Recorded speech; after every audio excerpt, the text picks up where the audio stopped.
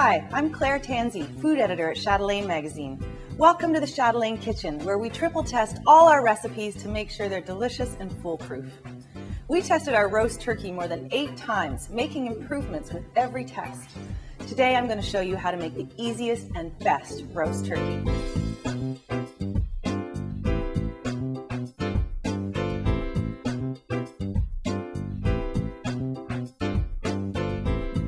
Brining is a restaurant trick for making turkey the most juicy and delicious bird you've ever made.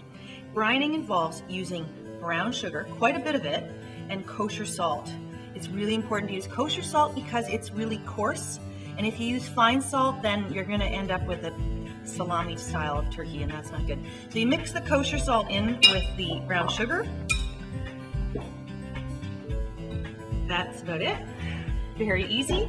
And then I've got about a 13-pound turkey here. It's been washed and patted dry, and if there's a little bag of giblets on the inside, I just take that out.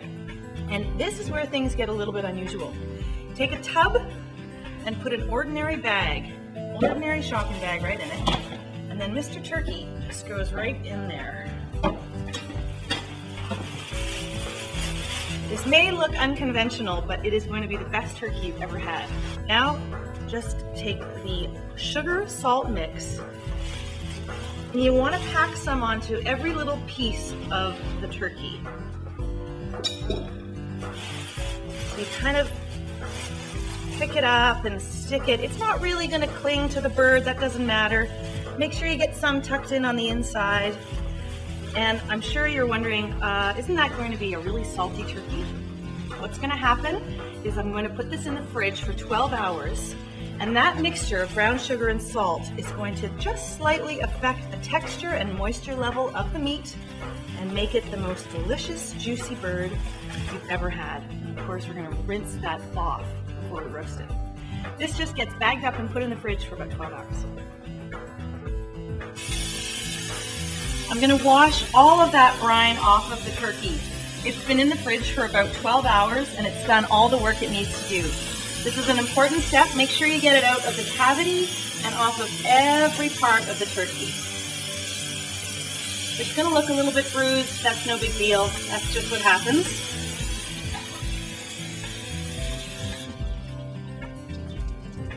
And then transfer it immediately into a nice big roasting pan with a rack.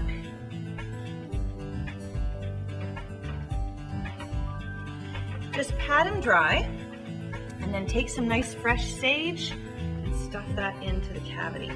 Super, super easy. Now, instead of doing a full trussing, I'm just going to bend the wings and tuck them back behind the back so that they don't burn. And the legs can either just sit together or you can do a quick little tie. This is just to let the bird roast a little bit more evenly, but it's not necessary. In the end, he'll be fine just like this. A little bit of melted butter on top. Oh yeah, that's gonna make the skin beautifully brown and crisp and so delicious. And then it goes into the oven at a pretty high temperature, 450 degrees, for the first little bit. And then you reduce the temperature until it's cooked through. A little bit of foil just at the beginning.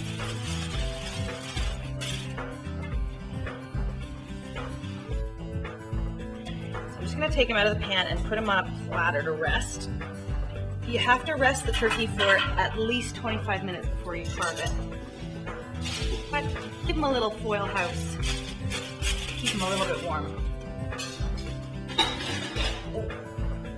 And then to make the gravy, I'm going to do it right in the roasting pan. Start by spooning out almost all of the fat, and the fat is the stuff that comes to the top. You want to leave a little bit behind, and you want to leave as much as the lovely, delicious browned up bits as possible, because that is where you're going to get your flavor.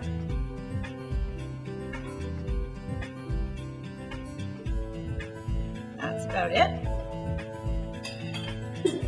And then the whole roasting pan goes directly onto the stove over medium heat.